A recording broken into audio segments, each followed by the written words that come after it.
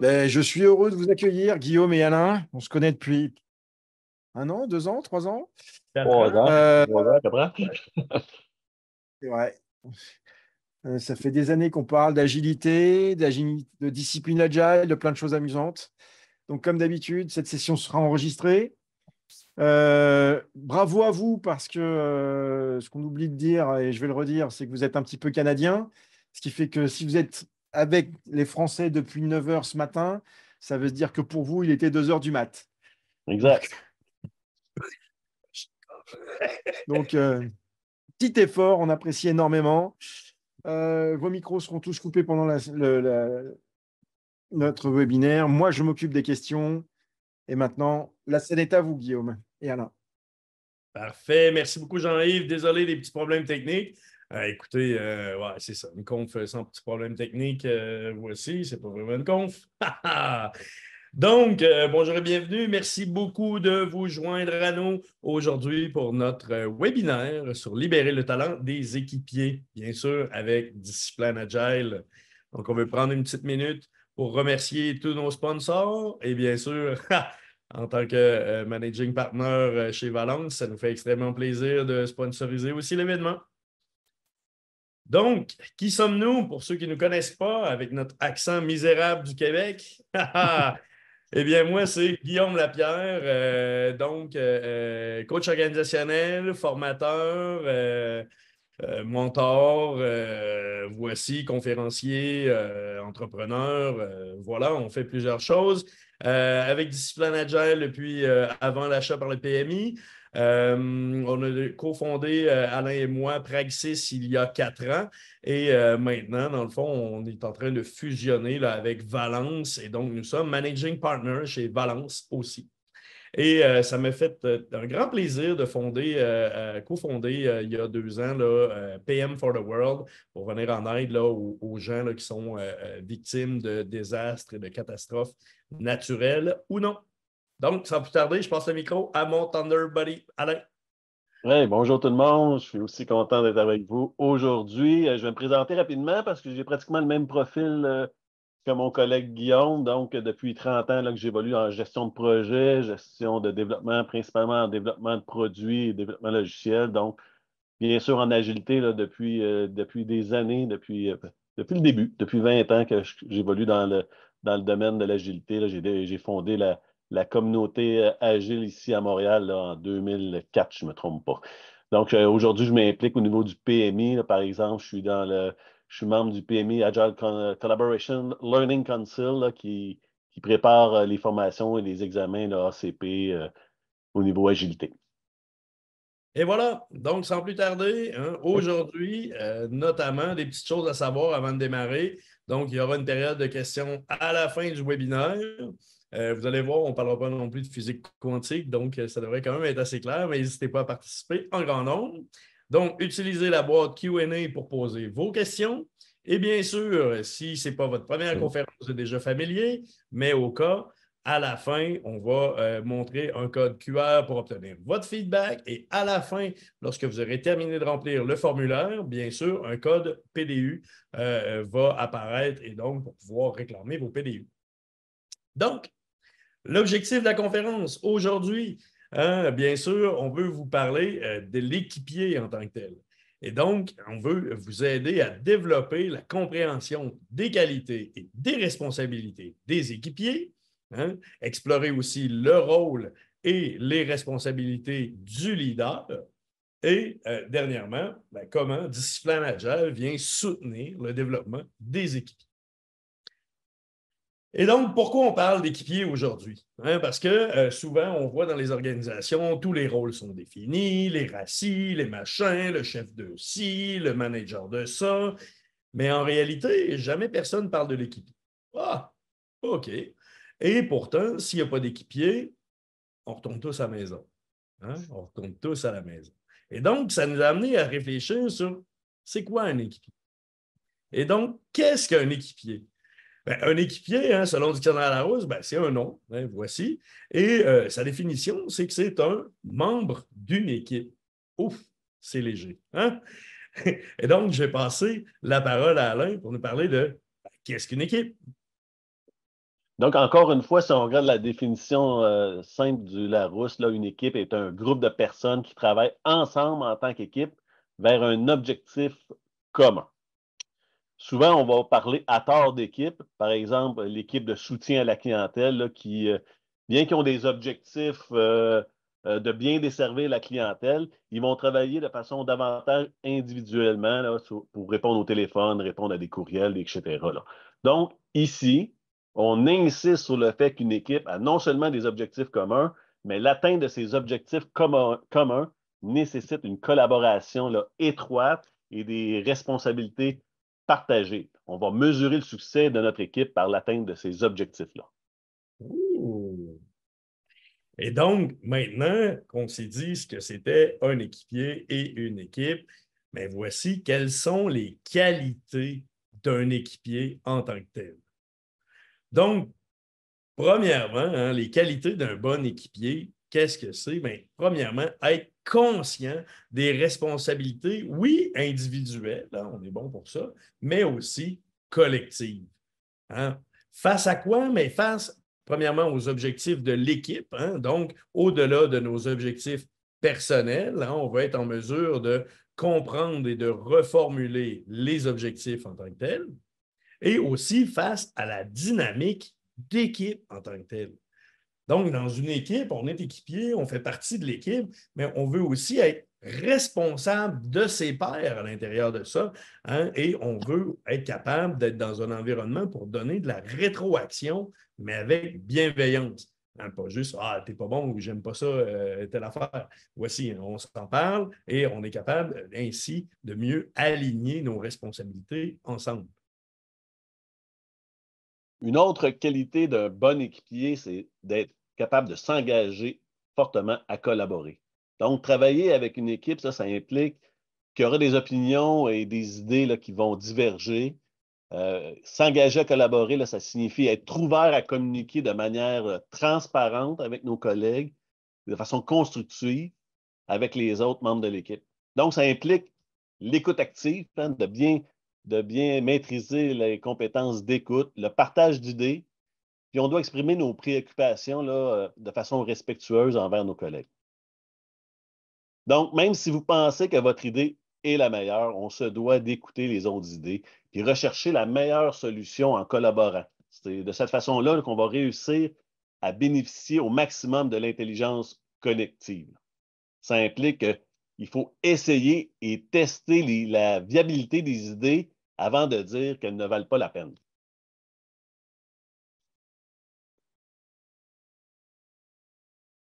Pardon. La seconde, une autre qualité d'un bon équipier, c'est d'être flexible et accepter le point de départ de chacun.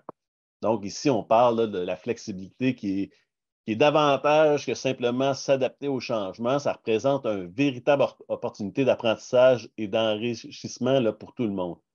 Souvent, là, je prends l'exemple des tâches de test dans une équipe de développement logiciel, par exemple. Là, certains développeurs ne veulent pas faire ces tâches-là, supposément parce que ce sont des tâches avec moins de responsabilités. C'est le genre de comportement là, qui ne font pas de ces gens-là des bons équipiers.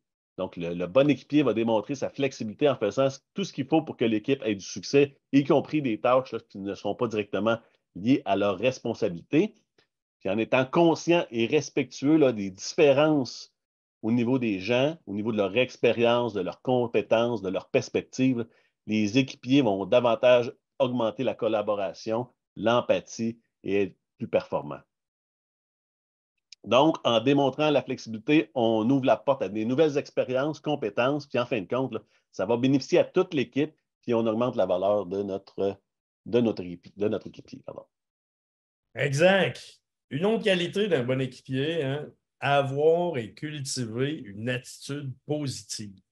Je pense que je suis tombé dedans quand j'étais petit, on rigole toujours, mais à quelque part, hein, maintenir une attitude positive, là, même pendant les grandes périodes de stress, aide là, le reste de votre équipe à traverser ces périodes difficiles sans s'énerver. Hein, des fois, on vit des grands stress, on vit des émotions fortes avec nos équipes, eh bien, de garder une attitude quand même positive à l'intérieur de ça, là, ça va aider à créer une meilleure atmosphère au sein de votre équipe. Et puis aussi là, d'améliorer les communications en tant que telles. Okay? C'est quand même assez important, ce morceau-là. On réalise que c'est une des clés de notre succès aussi à l'intérieur de ça. Être engagé envers l'équipe. Hein? Qu'est-ce que ça veut dire être engagé? Bien, il s'agit d'une dimension qui va aller au-delà là, du simplement participer activement à faire des tâches dans l'équipe. Il va s'agir de s'investir pleinement, croire en l'équipe, au processus et aux objectifs, là, ainsi qu'à l'amélioration continue. Donc, l'engagement dépasse encore une fois la réalisation de nos tâches. Ça implique une implication davantage profonde où chaque membre de l'équipe là, se sent responsable du bien-être de ses collègues, du comportement des différents individus dans l'équipe et du succès de l'équipe.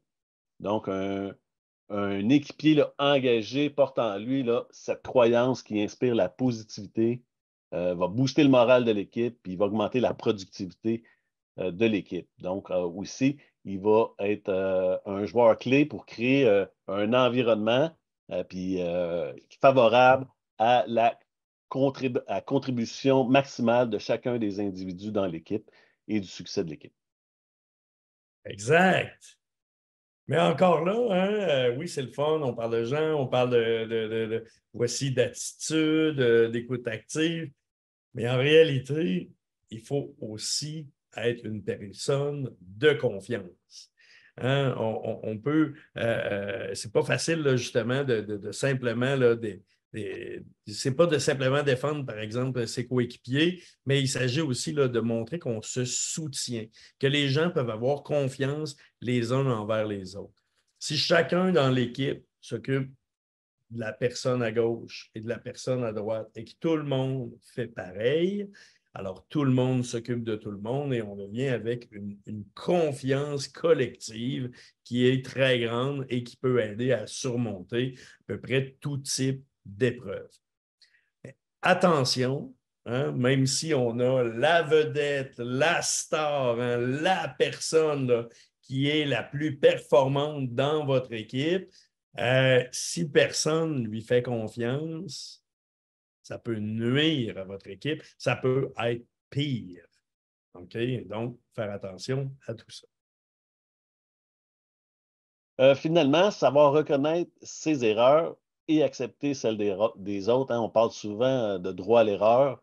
Un équipier là, de valeur va comprendre que l'erreur est une partie intégrante là, du processus d'apprentissage, de découverte et d'innovation. Donc, ce n'est pas toujours facile hein, de reconnaître ses erreurs avec honnêteté, accepter celles des autres sans les juger.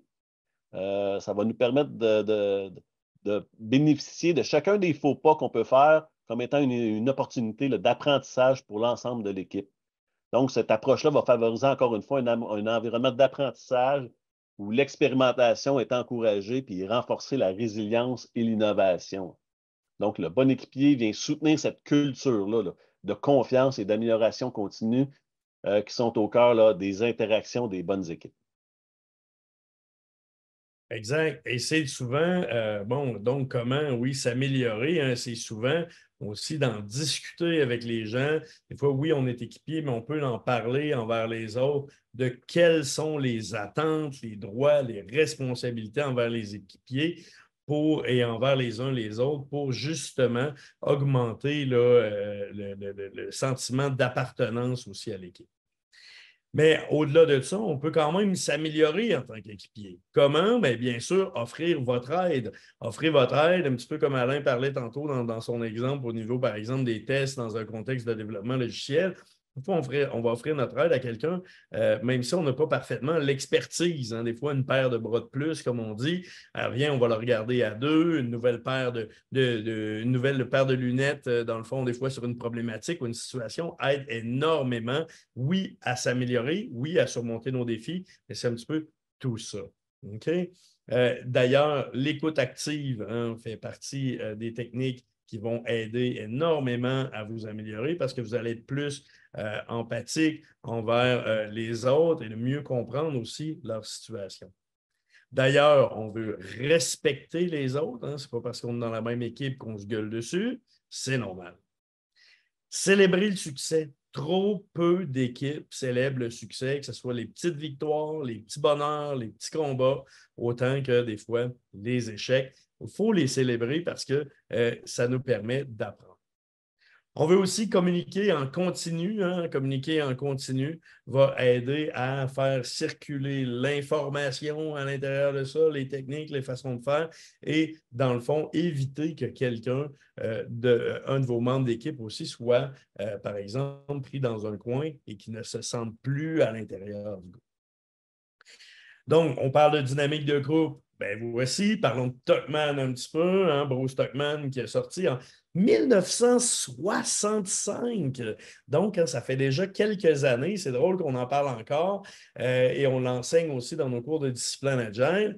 Mais bien sûr, hein, Bruce Tuckman a sorti le modèle de développement des équipes qui se compose de cinq grands stades. Donc, le forming, le storming, le norming, le performing et le adjourning ou morning, donc le période un peu de deuil hein, que j'ai vécu moi-même en tant qu'équipier. Lorsqu'on est dans une équipe très performante, on ressort de là, puis on recherche encore là, bon, nos réflexes, nos assises, et puis là, bon, mais tout à coup, on devient comme démotivé.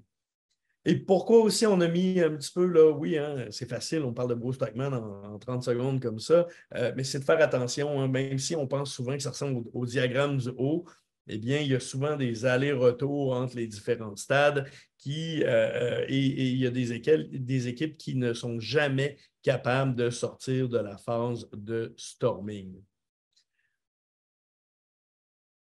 Il y a un des outils pour sortir de la phase de storming, mais c'est le modèle de Lencioni ici qu'on voit. Hein, les équipes le chemin là, pour l'excellence est entravé là, de certains obstacles qu'on va appeler les 5 dysfonctionnements des équipes. Donc, comprendre ces obstacles-là, ça devient très important pour les équipiers et pour aussi le leader qui désire là, créer une équipe performante. Donc, regardons-les rapidement, chacun rapidement à ces 5 dysfonctionnements-là. L'absence de confiance, donc c'est la peur de se montrer vulnérable les uns envers les autres. Là. Ce qui nous empêche d'avoir des relations solides et sincères avec nos coéquipiers. Donc, ça devient important de connaître les gens, de s'ouvrir de se connaître nous et de s'ouvrir à nos collègues pour augmenter les connexions là, et avoir une augmentation de la collaboration. Donc, si on ne réussit pas à avoir cette confiance-là, ça va être difficile d'avoir des débats d'idées. Donc, on arrive au deuxième dysfonctionnement, c'est la peur des conflits.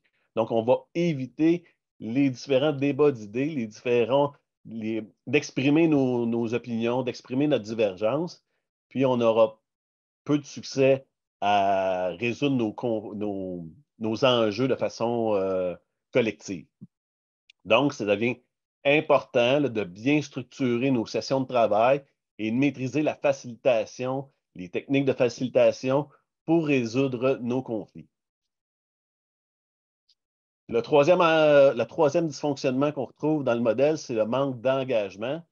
Donc, sans conflit constructif, les décisions de l'équipe sont souvent vagues ou peu soutenues. Donc, combien de fois dans nos équipes on observe qu'on a pris une décision et malgré ça, les comportements ne sont pas cohérents avec ces décisions-là, ou encore on arrive dans la prochaine rencontre puis on remet en question les décisions prises.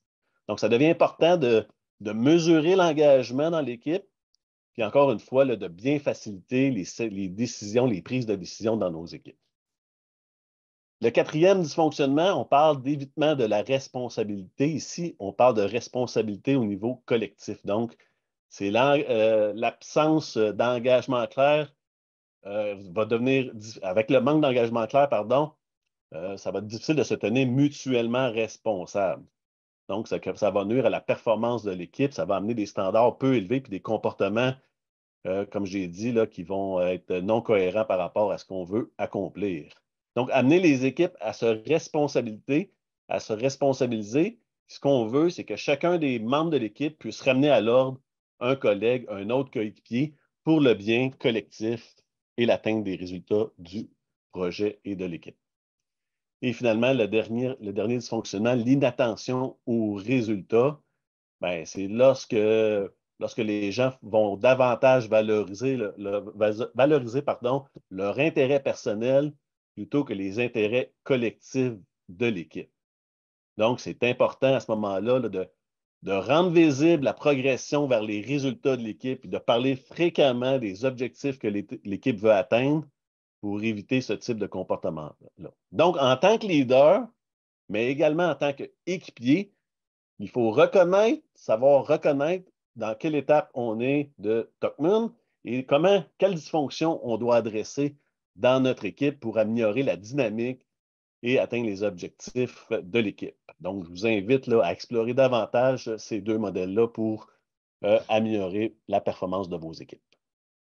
Et la troisième, hein, et non la moindre, bien sûr, l'intelligence émotionnelle. Hein. Honnêtement, mon niveau d'intelligence émotionnelle, il y a plusieurs années, n'était pas très haut. N'était pas très haut. Et donc, courage, ça s'améliore. Hein. Et donc, on peut entraîner, on peut développer notre propre intelligence émotionnelle. Cela dit, les équipiers qui contrôlent mal leurs émotions auront toujours de la difficulté à être pleinement performants au niveau de leur équipe ou avec les équipes là, autour. Et puis, mon but, ce n'est pas de vous présenter là, toute l'intelligence émotionnelle aujourd'hui, mais je pense qu'un des points clés là, à ressortir, c'est que, premièrement, hein, ça joue un rôle important hein, dans la capacité d'une personne à s'intégrer et vivre au sein d'une équipe.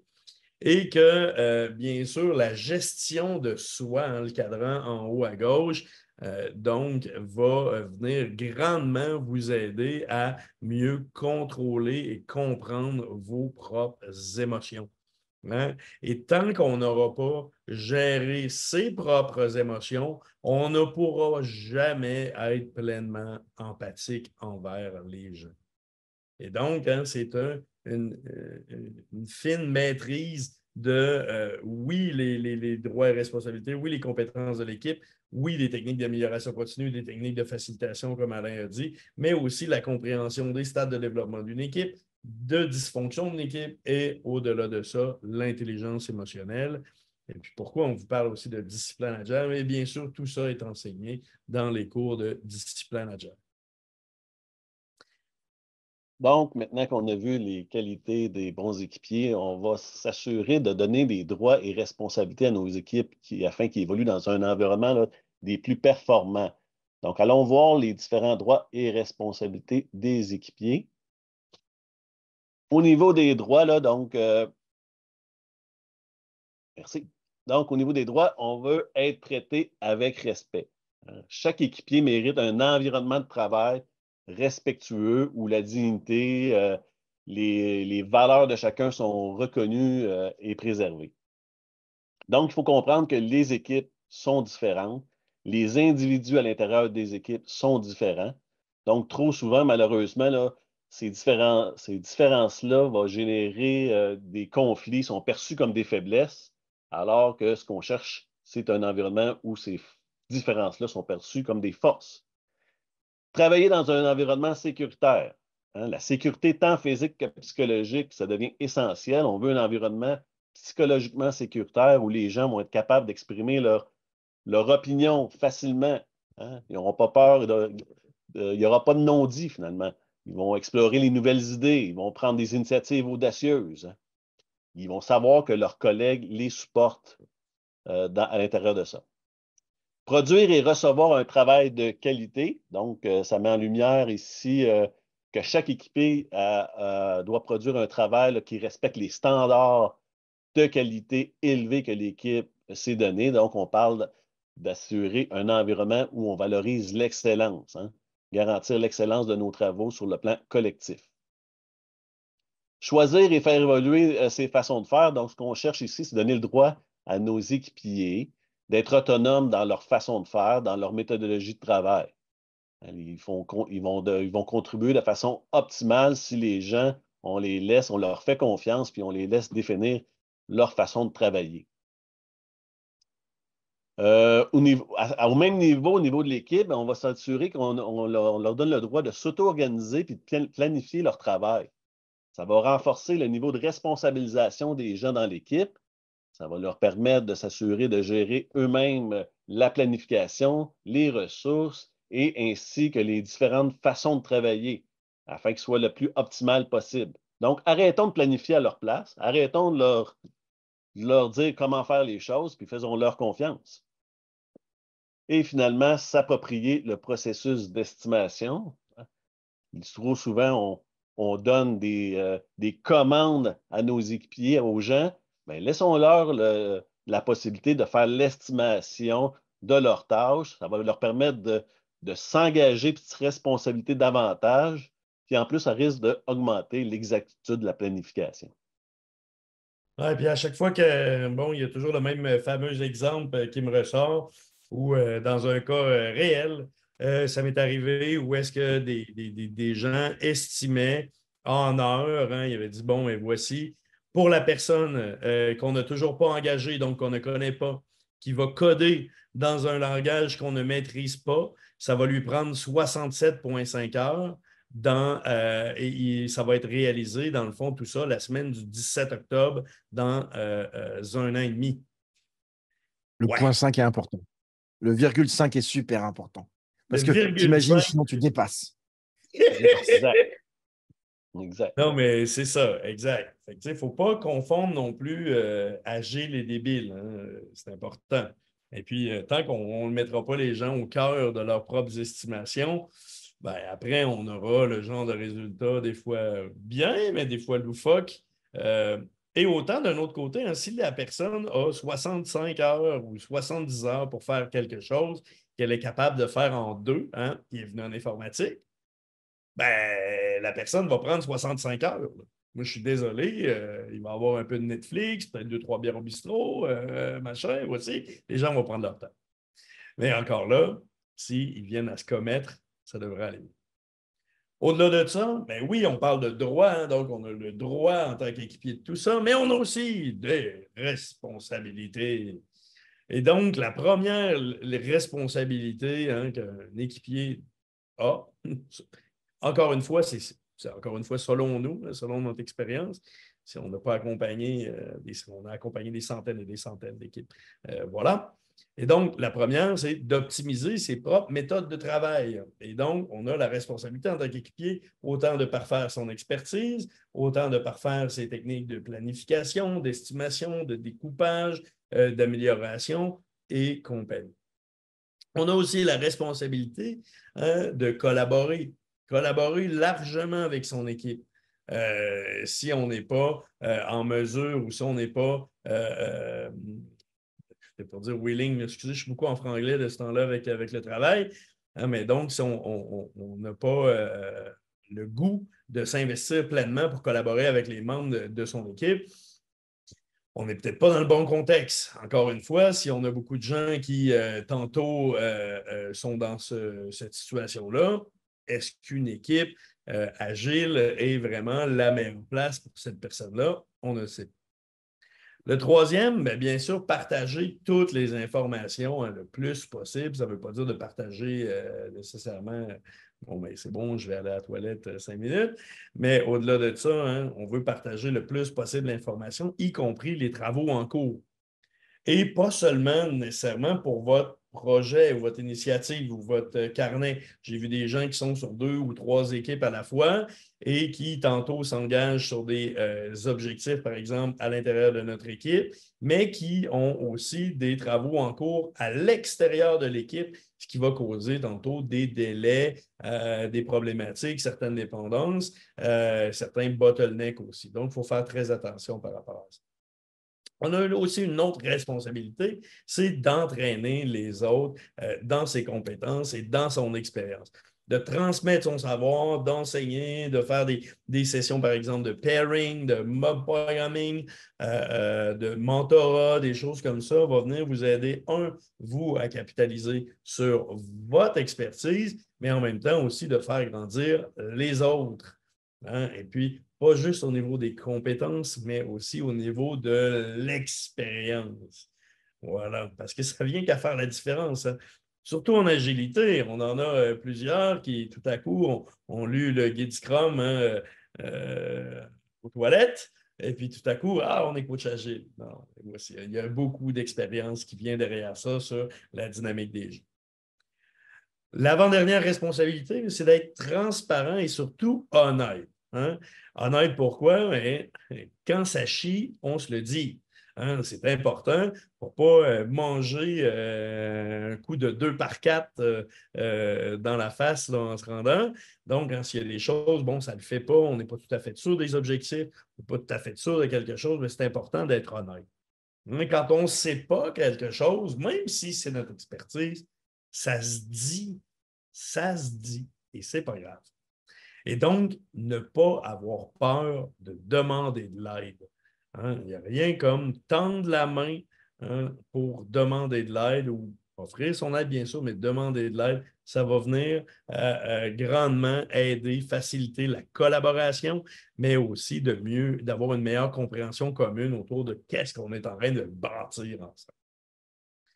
Et donc, à travers ça, on parle beaucoup de choses qui ne sont pas nécessairement dans la culture de nos organisations. Mais peut-être qu'en France, c'est comme ça. Mais chez nous, au Canada, ouais, c'est vraiment pas toujours comme ça, hein. On marque collaboration sur les murs, confiance, performance. C'est pas pour rien, on le met sur les murs, c'est parce qu'on ne le vit pas sur le plancher.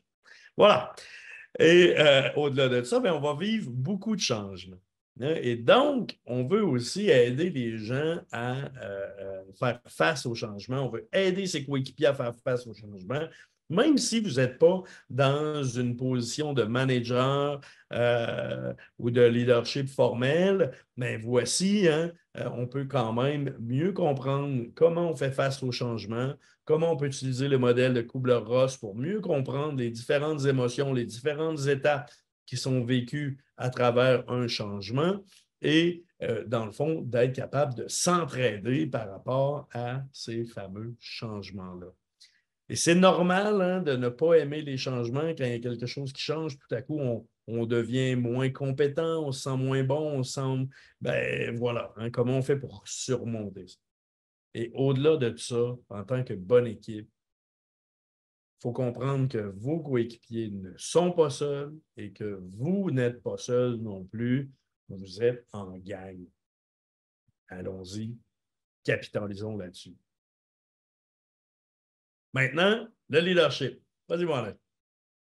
Ben, on vient de voir, justement, on a parlé des qualités d'un bon leader, d'un bon équipier, pardon, puis etc. Mais c'est pas facile, hein, d'avoir des équipiers performants puis des équipes performantes. Fait que le leader joue un rôle important. Il va venir faciliter l'épanouissement des talents, autant individuels que la construction de la dynamique de notre équipe. Donc, regardons rapidement à haut niveau euh, comment notre leadership peut avoir un impact. Donc, il faut que nos leaders là, ils gèrent davantage, ne se concentrent pas seulement sur la gestion, justement, là, la supervision des gens, les tâches, l'échéancier, les budgets, etc. Ils doivent avoir une responsabilité au niveau de motiver les gens, de les accompagner vers l'excellence, puis de créer une dynamique d'équipe, comme j'ai dit, forte. Donc, pour ça, on s'attend d'eux qui mobilisent les personnes, donc qui apprennent à connaître les gens, les individus, qu'est-ce qui les motive. Puis on doit entraîner chaque membre de l'équipe là, avec enthousiasme vers l'atteinte des objectifs de l'organisation puis du projet. Donc, pour faire ça, ben, expliquer la vision, hein, communiquer clairement la vision. Trop souvent, je demande aux gens qu'est-ce qu'ils font comme projet, puis les gens sont incapables de me répondre à cette question-là, hein. Moi, je code dans Java. Ils me réfèrent au leader, ils me réfèrent au project manager. Donc, on se doit de bien expliquer la vision. Oui, Guillaume, t'avais-tu quelque chose? Exact, hein? Moi, je code en Java. Ouais, Oui, mais exact. expliquer quoi? Ouais. Exact. Ils sont incapables d'expliquer clairement les contraintes du projet, etc. Aussi, on veut donner du sens. Dans le même ordre d'idée, on veut donner du sens, hein. Comme tu dis, qu'est-ce que tu fais dans la vie? Ben, je programme en Java, là. Non. Est-ce qu'on est en train de rendre service à l'organisation? Quel est le sens du projet dans lequel on évolue? Donc, on a une responsabilité aussi en tant que leader à ce niveau-là. Mettre l'emphase sur les objectifs. Donc, je l'ai déjà mentionné plus tôt, mais on se doit de répéter, réviser, regarder la progression vers l'atteinte de l'objectif de l'équipe. Là, je viens de faire une conférence, je viens de voir une conférence sur les OKR. Ben, c'est justement un outil qui va nous permettre de suivre mettre l'emphase sur les objectifs et suivre la progression de nos objectifs. Le bon leader aussi va nous aider à prendre des risques. Il va encourager l'équipe à sortir des sentiers battus puis à faire des expérimentations là, tout en gérant les risques là, de façon judicieuse. Il va aller à contre-courant. Donc, hein, souvent, j'entends les équipiers ou les équipes me dire pourquoi qu'on changerait, ça fonctionne. Hein? Ben, il faut quand même oser défier le statu quo pour aller vers de l'amélioration continue, puis changer nos façons de voir les choses, puis nos façons de travailler pour être plus performants. Il va favoriser également l'idéation et l'innovation. Il va créer un environnement où on va favoriser des pratiques, par exemple, comme le design thinking, des choses comme ça qui vont nous permettre d'augmenter la valeur là, pour nos utilisateurs et nos parties prenantes. Il va donner du feedback fréquemment puis avec bienveillance. Hein. Souvent, on voit des comportements qu'on veut réaligner. Il faut faire ça de façon avec du feedback constructif, des rétroactions positives, avec bienveillance pour l'ensemble des membres de l'équipe. Et finalement, le bon leader va créer d'autres leaders. Hein. Il va s'engager dans une démarche là, où il va réussir à développer le plein potentiel des gens. Il va faire émerger d'autres leaders parmi les équipiers. Pardon. Donc, en assumant ses responsabilités, le leader vient mettre en place là, un environnement où chaque équipier peut se responsabiliser puis jouer son rôle de façon idéale pour l'ensemble de l'équipe. Exact. Exact. Et donc, un bon leader va faire quoi? Va s'assurer, premièrement, que nos gens sont habilités à réaliser leur travail. Ce n'est pas tout de demander aux gens, bon, mais ça y est, vous allez me refaire la Tour Eiffel pour lundi prochain, c'est bon, bye. Non, ce n'est pas tout. Okay? Donc, on veut s'assurer que nos gens ils ont les bonnes habilités, aussi qu'ils sont autonomes ou autonomisés, dans le fond, à réaliser leur travail. Donc, si on les met dans un environnement où ils sont ultra dépendants toujours des autres équipes, et voici, ben, c'est peut-être qu'il faut se poser d'autres questions en tant qu'organisation, de voir est-ce qu'on a favorisé la création d'une équipe qui sera autonome dans la réalisation de valeur. Et donc, ce qui m'amène aussi à mon deuxième point, un bon leader va s'assurer que les équipes et les équipiers créent régulièrement une réelle valeur d'affaires ou une valeur commerciale. Merci, Laurent. Mais au-delà de ça, bien, commercial, ouais, voici, là, mais des fois, c'est des organisations non lucratives. Mais en réalité, on ne veut pas parler de livrer de la valeur énorme comme on n'a jamais vu à tous les jours, mais c'est sur une base régulière, est-ce qu'on génère une réelle valeur? Un bon leader va aussi s'assurer que les équipes s'améliorent en continu, mais pour ce faire, est-ce qu'on leur laisse de la place? Est-ce qu'on leur laisse du temps? Est-ce qu'on leur donne des moyens pour être capable de s'améliorer? C'est le fun, par exemple, dans des organisations où on parlait d'essais automatisés, des choses comme ça. Pendant un bout de temps, j'ai un exemple qui vient de me popper en tête. Eh bien, est-ce qu'on est capable d'aller chercher un expert qui va venir mentorer, coacher, donner de la formation à nos gens, rester pour donner du support un peu, le temps que nos gens deviennent meilleurs? C'est bon, c'est pas parce qu'on met un ballon de soccer et une coupe de paire de souliers neufs en plein milieu d'un terrain gazonné que tout à coup, on s'inscrit pour la World Cup. Là, hein? Ben non, il faut apprendre aussi à jouer ensemble. Et voilà. Et donc, un des derniers points là, que je trouve vraiment important, c'est qu'un bon leader va aussi s'assurer que les équipes, les équipiers soutiennent et développent la stratégie ainsi que les objectifs qui en découlent. Encore une fois, il y avait un webinaire sur les OKR. Malheureusement, je n'ai pas pu assister. Ceci dit, est-ce que les gens sont capables de venir mettre leurs expertises au service de l'organisation, leurs expertises au service de la stratégie, des objectifs, et ainsi, là, et ainsi mieux attacher, dans le fond, les différents travaux à nos différents objectifs. Voilà. Donc, regardons maintenant là, rapidement. Il ne reste pas beaucoup de temps, Guillaume, il va falloir aller un peu plus rapidement. Oui. Comment Discipline Agile vient catalyser là, puis, la performance de nos équipes et la performance de nos individus. Et donc, Discipline Agile va venir nous aider premièrement avec un état d'esprit, ou le fameux mindset qui va venir supporter tout ça, donc séparé en promesses, en principe, promesses et guidelines ou orientation. Et puis, on vous en a souligné certains. Je vais vous parler principalement du principe là, Be Awesome. Et donc, le Be Awesome, là, tant qu'à composer ou à faire une équipe et en faire partie, pourquoi pas là, être le plus fantastique qu'on peut. Je sais que le awesome en Europe, c'est peut-être pas votre terme préféré, mais c'est comment on peut surmonter tout ça. Bien sûr, aussi, on commence à s'améliorer en continu. Qu'est-ce qu'on se promet de faire en s'améliorer en continu? Collaborer proactivement, créer des environnements psychologiquement sécuritaires. Et on a aussi comme grande orientation, mais bien sûr, de créer des environnements où on peut avoir du plaisir au travail et bien sûr, de permettre la création d'équipes semi-autonomes et auto-organisées, pas auto-gérées. Donc, on vient voir que le mindset vient soutenir nos prises de décision. Puis Discipline Agile, là, pour ceux qui ne connaissent pas, c'est aussi une boîte à outils qui comprend différents process goals. Et parmi ces process goals-là, il y en a plusieurs qui viennent adresser justement le travail d'équipe, qui est associé au travail d'équipe. Fait qu'allons-y rapidement. On a dans le premier en haut le Form Teams, par exemple, on va en reparler plus en détail. On a le Grow Team Member. On a Evolves Our Ways of Working, donc faire évoluer nos façons de travailler. On a comment on coordonne nos activités. Puis on a parlé, mesurer nos outcomes, c'est mesurer les objectifs, la progression de nos objectifs.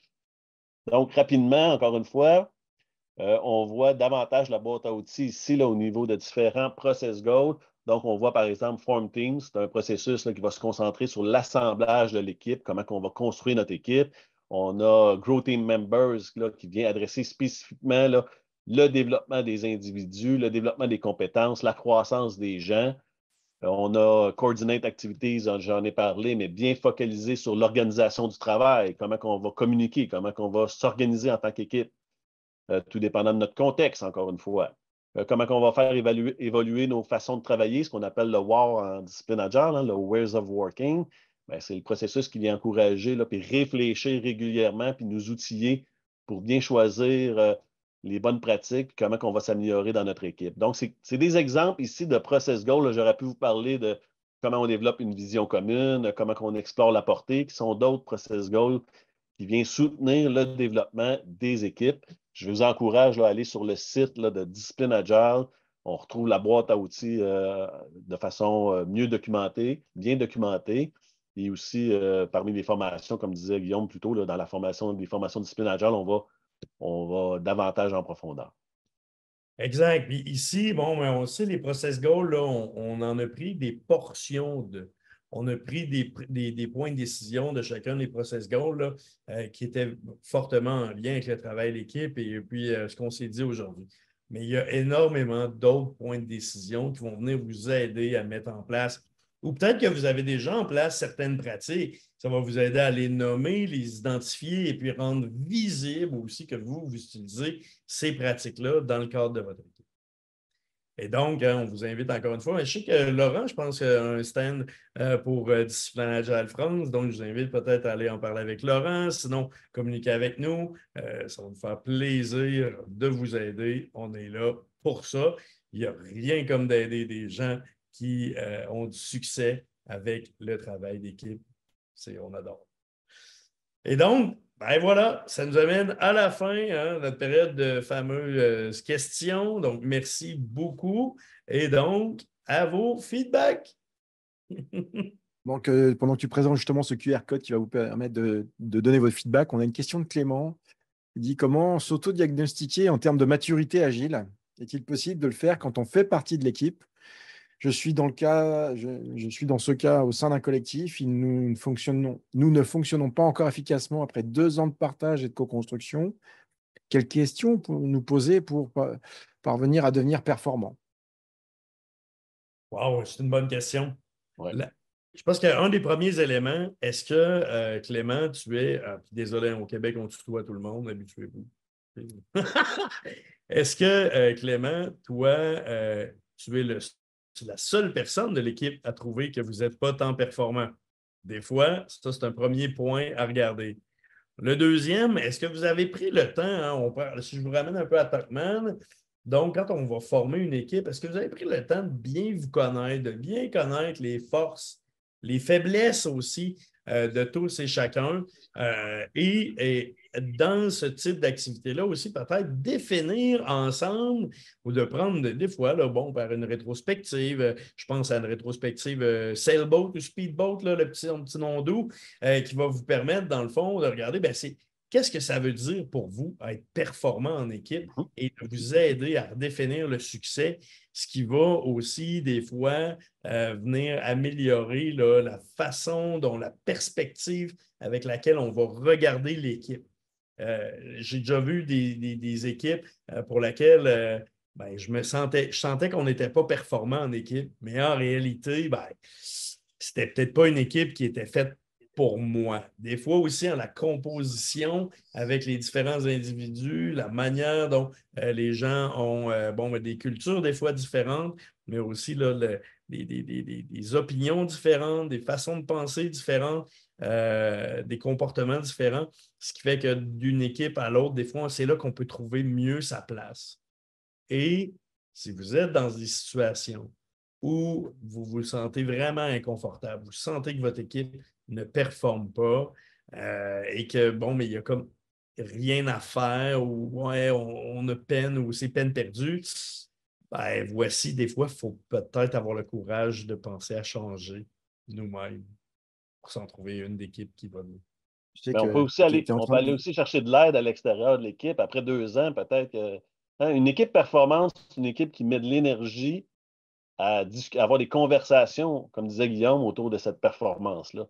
Souvent, les équipes font le travail, font le travail, font le travail au quotidien. Au jour le jour, là, on travaille, on travaille, on travaille. On a peu d'occasions d'avoir des conversations autour de c'est quoi la performance, comme disait Guillaume, etc. Donc, après 2 ans, peut-être que vous avez besoin d'aide aussi de quelqu'un qui pourrait venir vous aider à avoir ce type de conversation-là dans votre équipe pour améliorer la performance de l'équipe. Ça m'est arrivé d'ailleurs avec une équipe qui avait beaucoup de mal là, à devenir performant, puis bon, il y avait beaucoup de friction, beaucoup de tension. Ça faisait peut-être 1 an et demi, là, un bon 18-20 mois même qui travaillaient ensemble. Et puis, on s'est rendu compte que finalement, ben, ils sont partis vite. Oui, on trouvait un certain niveau de confort, il était plus comme à l'étape norming, mais on revenait vite dans le storming et on ne passait jamais le stade pour se rendre au performing.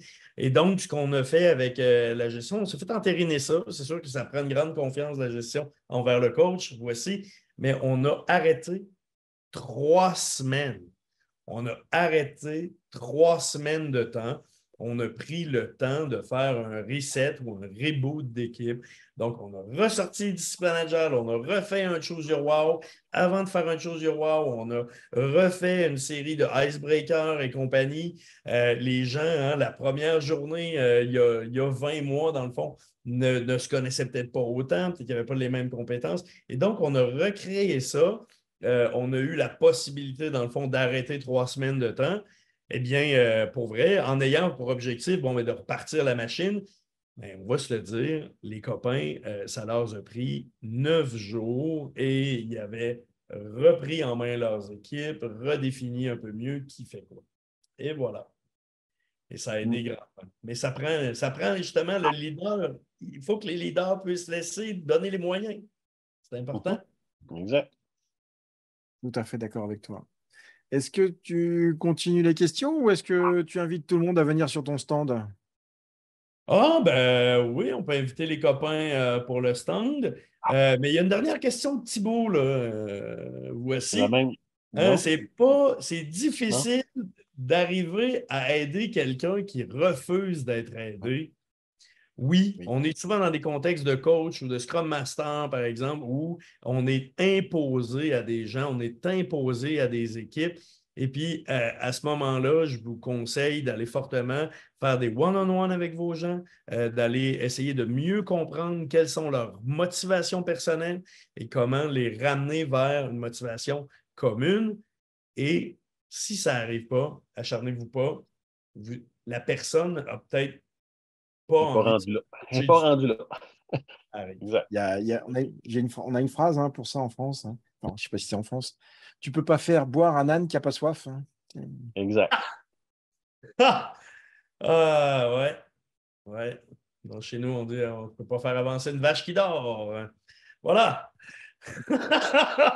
Et voilà.